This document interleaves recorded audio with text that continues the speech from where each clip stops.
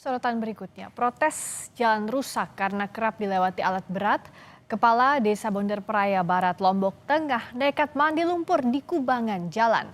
Ia mendesak pemerintah Nusa Tenggara Barat segera menganggarkan perbaikan jalan yang telah bertahun-tahun rusak. Sehat mandi lumpur.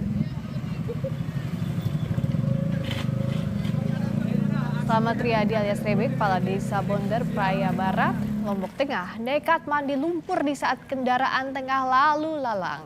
Aksinya menjadi perhatian warga dan dikawal anggota TNI. Menurutnya, jalan rusak semakin parah karena intensitas keluar masuknya kendaraan dan alat berat untuk pembangunan villa di kawasan wisata Pantai Selong Belanak, Lombok Tengah.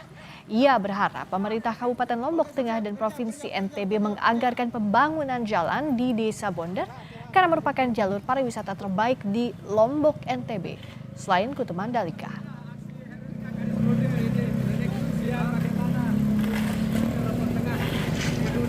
Alat-alat motor dan sebagainya kan dilulang di sini. Pembangunan pohon villa, hotel, bahkan proyek-proyek besar lewat di sini semua.